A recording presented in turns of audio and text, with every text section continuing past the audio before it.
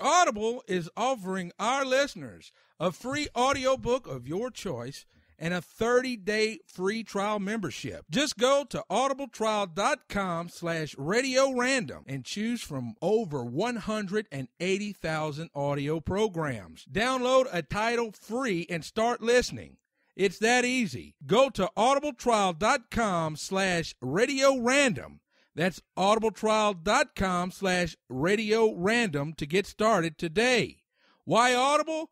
Audible content includes more than 180,000 audio programs from the leading audio book publishers, broadcasters, entertainers, magazines, and newspaper publishers, and also business information providers. Once again, that's audibletrial.com/radiorandom.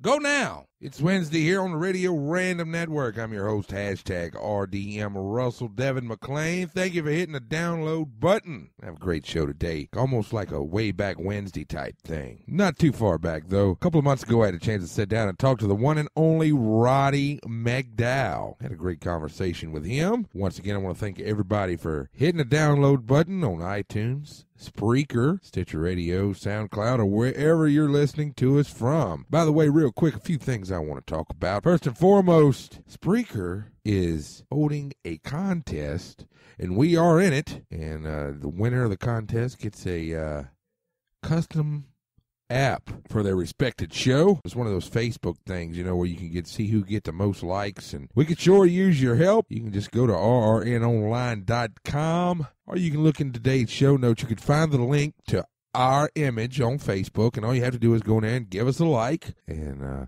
man, we'd certainly appreciate it. It'd make it easier for us to have that custom app, and it'd make it easier for you to listen to it, because all you'd have to do is go to your iOS store or your Android store and download the app, and it'd be free. You got us right there. All you have to do is just listen to us, delivered straight to your phone or smart device. This Friday, be sure and tune in to rrnonline.com, our official website. I'm going to be joined by the one and only, I say that too much, don't I? I'm going to be joined by T.G. Shepard. He's going to be here talking with me, string of hits. And speaking of that, we're going to do a contest, so be sure and tune in. Listen to the show, how you can win T.G. Shepard's latest CD. We'll be announcing the winner next week, so be sure and tune in and listen for that. I got a lot of stuff that I got to give away. I got a lot of prizes, and that's courtesy of Webster's PR. Big thanks to those guys for always taking care of us. Don't forget, all today's links and everything that's talked about on today's show you can find in the show notes are at rrnonline.com. You can connect with us on Twitter at rrnlive, on Instagram at Radio Random Network. Big thanks to our sponsors for the day's show, audibletrial.com/Radio Random and DraftKings.com. Don't forget this Friday, live Radio Random Network, rrnonline.com, T.G. Shepard and myself. Please support us to help us win the custom app. We're in it, and we need all the help we can get. You can visit the link, click the like button on the image featuring me, hashtag RDM Russell Devin McLain. We sure will appreciate it. And we're going to be giving back to you guys soon. We're going to be doing something for all of our listeners and everybody that helps support. I mean, hell, we ended up in the new and noteworthy section. That was because of y'all on iTunes. We've been #1 on the Blueberry Network. We've been kicking ass and taking names, so to speak. But with all that said, let's pay a bill. And when we come back, I'll be talking to the legendary Ronnie McDowell. So y'all hang with us. You subscribed. You're listening. Now, enjoy. The wait is finally over. Baseball season is here at last. And the excitement continues all season long at DraftKings.com, the official daily fantasy partner of Major League Baseball. Daily sports means no season-long commitment, just instant cash and instant gratification. Why wait until the end of the season to claim your victory when you can win huge cash every single day? At DraftKings, it's like a brand new season every time you play. You just select 2 pitchers, 8 position players, and stay under the salary cap, and you could be on your way to a huge payday. Last year, Peter from Colorado won over $1 million at DraftKings in one day just playing fantasy baseball. Hundreds of thousands of fantasy sports fans have cashed in at DraftKings, and now it's your turn. Log on to DraftKings.com now and use the promo code RRNLive to play for free. You could be the next winner with over $300 million in cash and prizes to be awarded this season. Use the promo code RRNLive, that's RRNLIVE, for a free entry now at DraftKings.com.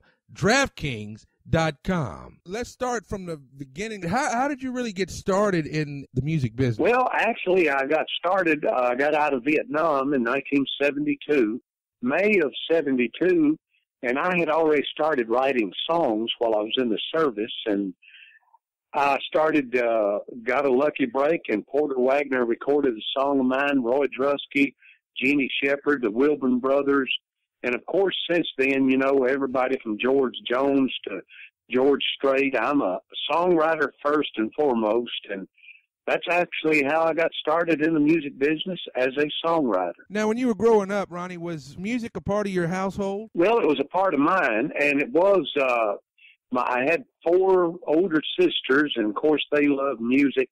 You know, back in the 50s, they'd listen to Fats Domino and Little Richard and all the wonderful black artists. And, of course, I listened to Hank Williams and Lefty Frizzell and Hank Snow and Roy Acuff, and the list goes on. And then one day my sister brought this record in, That's All Right, Mama, by a new kid by the name of Elvis Presley. And I ain't been the same since. You've played a major part in a lot of the made-for-TV movies and even some of the feature films singing the Elvis Presley soundtracks. We'll fast forward a little bit to, 1977, when Elvis died. You come out with The King Is Gone. Can you give us a little insight on what inspired you to write such a hard Well, of course, naturally, Elvis's demise, his passing, that August 16th afternoon, Tuesday, I heard it on the radio, and all of that just started coming up. Me being a songwriter, it just started flowing out. I was barely 6 years old when I first heard him sing, and somehow I knew it'd be a lifetime thing. And little did I know that record in 1 week would sell 1 million records. We recorded on a Thursday night. I went to a little AM station that Friday, walked in with a big old acetate, which was a big record that I had made that morning, and I walked in and asked the DJ to play it. He did. His phone lines lit up, and here I am talking to you because of it. Pretty much any Elvis Presley made-for-TV movie that's ever been made, you're Elvis. You're the voice as far as the soundtrack. Yeah, that's exactly right. I did. As a matter of fact, Baton Rouge, Walker, Louisiana played a big, important part in that, believe it or not, because I was playing the Old South Jamboree. And before the show was over, I had a phone call backstage from Dick Clark. And Dick Clark said, I'm sending a private jet to pick you up in Baton Rouge. You get on that private jet. And he said, I'm flying you to L.A. tonight. And I told him, I said, you got to be kidding me. He said, nope, you're going to be on American Bandstand tomorrow performing that song. He said, you get some sleep. Try to sleep on the jet. Well, I never slept a friggin' wink. And you can imagine, and I landed in L.A. They had a helicopter there. They picked me up, flew me to the ABC lot. I walked straight into the makeup room. They put my makeup on, walked straight out there. Dick Clark got right in my face and all those kids in the bleachers, and I had the number 9 pop song in the country, actually in the world. I mean, that song was huge all over the world. You just mentioned a very historical place, which I'm about a mile down the road from, the Old South Jamboree. Now, can you share some memories of the Old South Jamboree with me? Well, I can. You know, I was telling you that story about Dick Clark calling me backstage at the Old South Jamboree, and it seemed like every other month I was going down performing for all the folks down there in Louisiana at the Old South. And I never will forget, because Loretta Lynn would come in 1 week, I'd be coming in the next. Millsap, I think everybody and his uncle played the Old South Jamboree, and I loved it. That's where some of my biggest, wildest audiences were. Really? Yeah, I still have all kind of pictures of performing there. That's awesome, man. I think any musician that has, that's started out or been on the circuit here in Louisiana has had something to do with the Old South Jamboree, and to talk with somebody that was there frequently, and to find out that it played a big part in your career is awesome. And I want to send a shout out right now to the Old South Jamboree. And what we're going to do now is we're going to talk a little bit about your connection with Conway Twitty. As a matter of fact, it was about that same time period. I was on the road with Miss Teenage America, Jessica James, who, that was her stage name, but her real name was Kathy Jenkins, who was Conway's youngest daughter. And she was on the road with me opening up shows. And after a show one night, I never will forget, I told her, I said, I sure would like to meet your dad. I'm his biggest fan. And I meant that, which I truly was. And she said, well, you come down to his office, because I lived, right in the same area that he did in Hendersonville, Tennessee. And she said, you come down Monday morning at 9 o'clock, and he wants to meet you too. So I walked into his office, and he was sitting there at his desk. He jumped up, and he said, how would you like to open up my shows? And I said, well, twist my arm. And 7 years later, I was still opening up his shows. And we would have everybody that was coming up in the business, including myself, George Strait, Randy Travis, John Conley. It didn't matter who it was. They would be on the shows with us. So that was an unbelievable time in my life. He didn't talk on stage. Now, was that true? Well, he did not talk that much, hardly at all, and he just had the philosophy, like I told you a few minutes ago, that all you have to do is stand there and sing them songs. And I told him one day in Lake Charles, Louisiana, he told me the same thing again. And I said, Conway, that's okay for you. You've had 40-something #1 records. I said, I've had 2. I said, you don't have to do nothing but go out there and sing #1 records. And I said, Conway, I got to go out and dazzle them somehow. Now, hanging with Conway Twitty, I'm sure it was like sitting under the learning tree for a young, inspiring songwriter such as yourself. Do you remember any valuable advice that Conway maybe had given you that maybe had helped out your path for your career and your success? Conway and I would sit on his bus.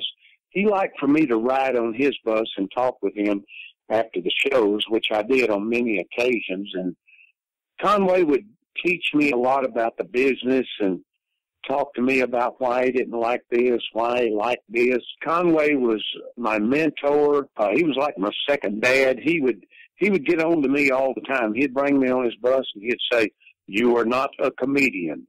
All you need to do is stand there and sing them songs. That's what they come to hear. And a lot of people thought Conway was stuck up or conceited, but he was actually an introvert. He was actually shy.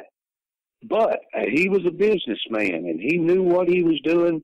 He knew how to write songs. And you know what? I learned a lot from Conway Twitty, and I miss him every day. And this is the God's truth.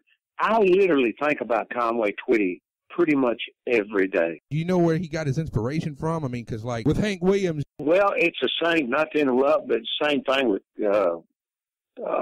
Hank Williams literally lived all of that heartache and trouble, as we all know, with his women, Conway just wrote, yeah, he literally did. I mean, you can tell when Hank Williams sang Cold, Cold Heart, he was living that. He was going through that.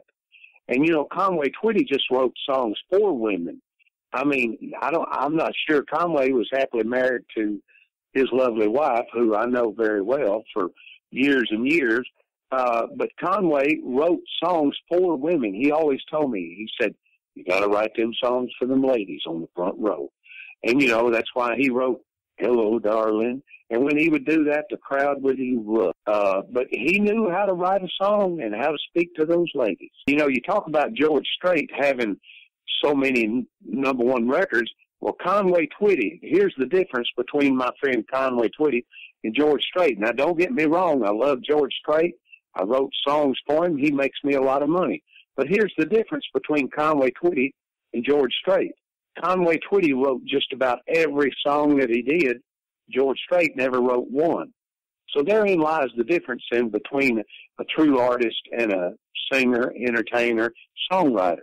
All right, what we're going to do right now is we're going to take us a short pause, pay some bills, and when we come back, we'll talk more experiences on the road with icons of the music business and what you got going on in 2015. So y'all stay with us. We'll be right back with the one and only Ronnie McDowell. Audible is offering our listeners a free audiobook of your choice and a 30-day free trial membership. Just go to audibletrial.com/radio random and choose from over 180,000 audio programs. Download a title free and start listening. It's that easy. Go to audibletrial.com/radio random. That's audibletrial.com/radio random to get started today. Why Audible? Audible content includes more than 180,000 audio programs from the leading audio book publishers, broadcasters, entertainers, magazines, and newspaper publishers, and also business information providers. Once again, that's audibletrial.com/radio random. Go now. All right, I'm back here with the one and only Ronnie McDowell. Can you share your experience of being on the road with the likes of Jerry Lee Lewis? Yeah, I can, and I will tell you and everybody out there, one of the craziest humans that's ever lived on planet Earth is Jerry Lee Lewis. But also one of the best-hearted people. Now, Jerry Lee, we've all heard these stories about him. He did and does all that. Doesn't do it anymore because Jerry Lee's not that well, not that good a shape, but he did all that just for shock value. That's just part of his character and who he was, but just a great guy, had a great heart, but he was crazy now. I will mention that. I've been around him a lot, did a lot of shows with him. When I first got started, I was doing shows with Jerry Lee Lewis, different parts of the country, and that was an experience, believe me. First time I ever met him was in Memphis, Tennessee, him and Hank Jr. and myself. Now, you talking about scared to death, thrown on the show with them two. But, I got to know Jerry Lee. I recorded 2 songs with him. One I wrote, Never Too Old to Rock and Roll. I wouldn't take anything for that. And the other, an old Harlan Howard song. And old Jerry Lee sat down at the piano and he started singing it. Heartache number 1 was when you left me. I never thought that I could hurt this way. Now, you'll have to admit that Jerry Lee Lewis is a stylist. Nobody sounds You're like right. Nobody, his style, his phrasing, and the charisma on stage, as far as an entertainer, he's a total package. Watching a documentary the other night, he was talking about Elvis. He called Jerry Lee to come over to Graceland, and then he had, I think, a 45 or something sitting on his dashboard, and they asked him about the gun, and he said he was there to shoot Elvis. They took him serious. Oh, yeah, I literally asked him, I said, Jerry Lee, what in God's name are you doing with that gun going over to Graceland on your dash? I said, now, tell me the true story. What were you doing? He said, I was going to shoot him. I said, for what? And he said, you see, I was tired of being number 2. Really? Oh, he was just acting crazy, just cutting up. But I tell you what Elvis once said about Jerry Lee Lewis. He told George Klein, who's a good friend of mine, he said, that Jerry Lee Lewis might be crazy, but he's a genius. I'm sitting here talking to the one and only Ronnie McDowell. And we're going to fast forward a little bit, Ronnie, and talk about what you've been up to lately. I mean, you got a lot of great things going on. You got a cruise coming up. Before we get to all that, let's talk a little bit about your family. My oldest son, Ronnie Dean, is my drummer, has been since 98, I think. And he's not only playing with me now, he's playing with Jimmy Buffett as well, the Coral Reefer Band. And my nephew is my piano player. And my youngest son, Tyler Dean, he comes on the road, and he's been a Curb recording artist since he was 10, and he comes out and sings with us periodically. I have a lot of family involved in the band. We don't want to let too much out of the bag, but do you have a reality TV show in the works? They're pitching it to the networks as we speak. We've already filmed the sizzle reel, and what that is, it's like a 5-minute introductory film about all the quirks and perks and the music and, my family and everything that goes on. And Dolly Parton is in it, Wink Martindale, Mickey Gilley, Bill Medley, the Righteous Brothers.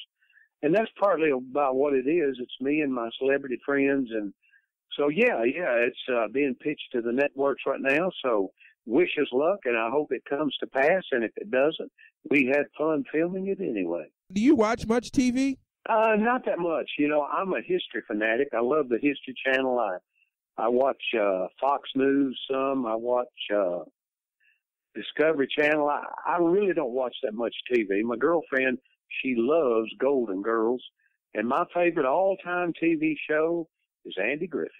Really? Well, I talked to a good friend of yours, because he's a good friend to everybody, Mr. T. Graham Brown, a couple of weeks ago, and he told me that he is the number one Andy Griffith fan, and he can beat anybody on Andy trivia.